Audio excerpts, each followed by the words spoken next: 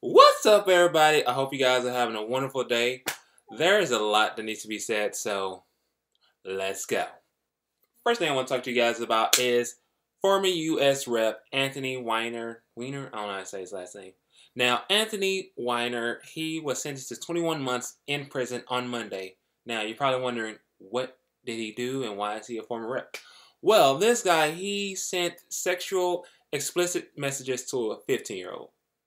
Yeah, you heard me correct. He sent explicit sexual messages to a 15-year-old. And this set off a scandal that played a role in the 2016 presidential elections. Now, Weiner, who was 53 years old, yeah, I know, he cried about it when he heard the sentence given to him by the U.S. District Judge Denise Coates in Manhattan. Yeah, you're going to cry because you're stupid. And that's what you get for doing this sort of stupid thing. Now, his wife, Huma Abedin, she was an aide to Democratic presidential candidate Hillary Clinton, but she wasn't at the courthouse, and she's filed for divorce because of his idiocracy and everything else along the way. Because why in the hell would you do that, you know? Now, Weiner pleaded guilty in May to transferring obscure material to a minor, and he agreed that he would not appeal any sentence of 27 months or less.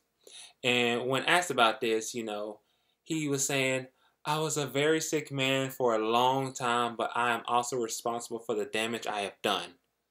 Yes, you are a sick man, and you have so much that you need to work on, and that is so sad for you to say that, for you to do this kind of thing and everything else along the way, because for one, I ain't that crazy. I'm not stupid. You are.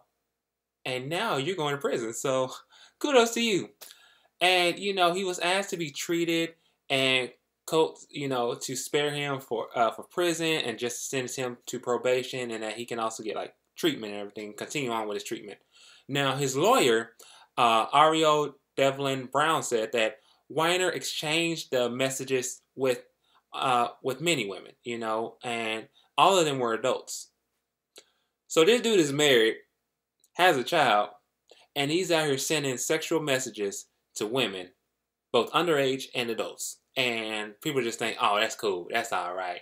No, that is not all right, okay?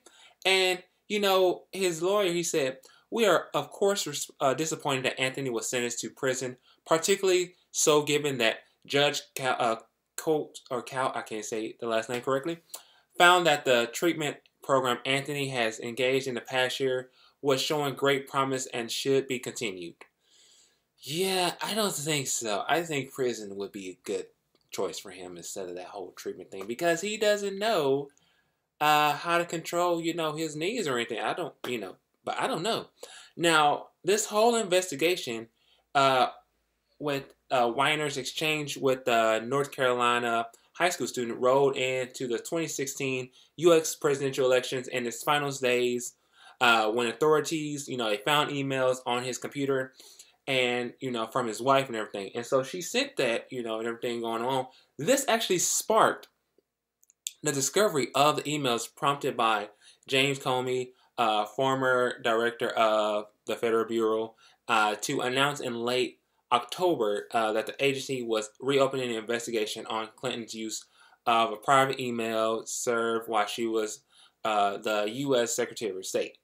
Now, if you guys don't know about Weiner, he was actually he represented parts of the New York and the U.S. House of Rep for 12 years before resigning in 2011. And after that, it emerged into, he was doing all this sexual innuendo with all the women and the underage people. Here's my thing. Don't do that. That is sickening, and you should go to prison for that. And if you think I'm wrong, then guess what? I don't care what you think, because for me saying that is the correct thing to say. Because if you think that sending a 15-year-old, 16-year-old, 17, no, that you should not do that at all. Okay? If you married, you should cherish the one that you want to be with for the rest of your life. Don't go and cheat on that person. Okay? Just don't. That is idiotic for you to do that, Anthony Weiner. And that's what you get. As they always say, karma is a bitch. Second thing I want to talk to you guys about is the NFL players. Now, if you guys have seen recently, NFL players have been taking a knee and locking arms at their games. Now, you're probably wondering, why is that? Well, since former pro quarterback Colin Kaepernick took a knee in protest over what happened last year, you know, with the whole killing and everything with African Americans, he has actually sparked a movement entitled #TakeAKnee. Now, Kaepernick, he refused to honor a song that shows pride in the flag for a country that oppresses black people and people of color. And he's correct. You know, since this weekend, players from the New England Patriots, the Jacksonville Jaguars, the Cleveland Browns, Dallas Cowboys, the Colts, and many, many other NFL teams have been taking a knee in order to support this.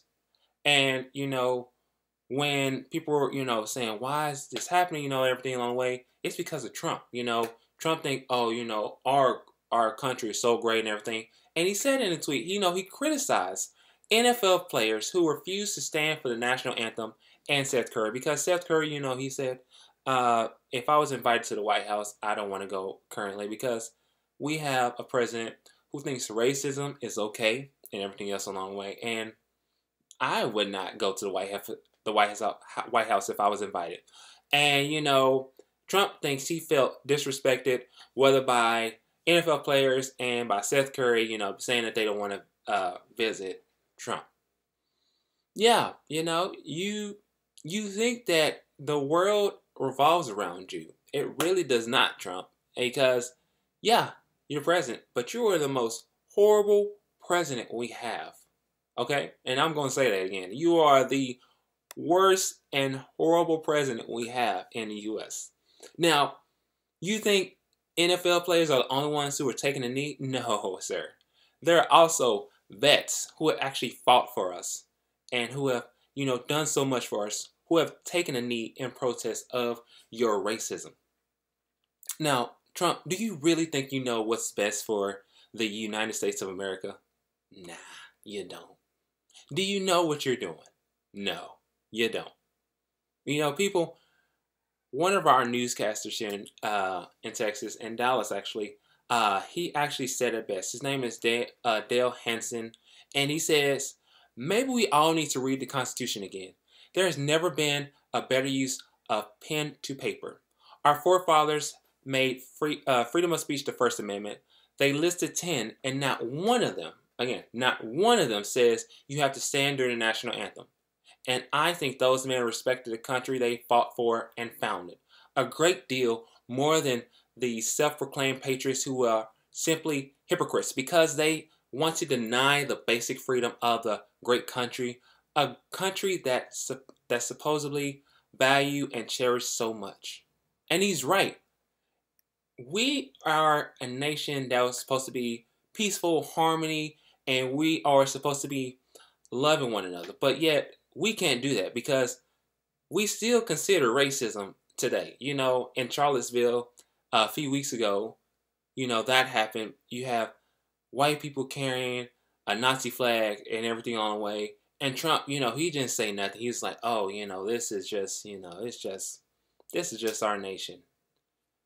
You are the main cause of racism, Trump. And people are not seeing that. Well, some people are, but most people, they aren't. But here's the thing, people. You need to open your eyes. You need to open up your mind. You need to know what in the hell is going on with our nation. Okay? And if you don't understand that, then I'll be praying for you guys. Because we have so much we need to work on in our nation. And you guys think we don't? Trust me, we really do. And with that being said, let me know what you guys think about the whole Anthony Weiner and about the NFL players taking a knee. And if you got anything else you want to tell me, let me know, okay? I'm here for people. I'm here for you. Like, share, comment, subscribe. Share this with everybody you know saying, hey, I know that this cool dude, he's out there making a difference. He's trying to do all that he can. You know, just go out there, you know, people, make a difference. Don't fall into like the whole racism. Don't fall into that, okay? Make a difference. Seriously. Go out there and make a difference for somebody. Make a difference for the future generation. Okay? And with that being said, I love you guys.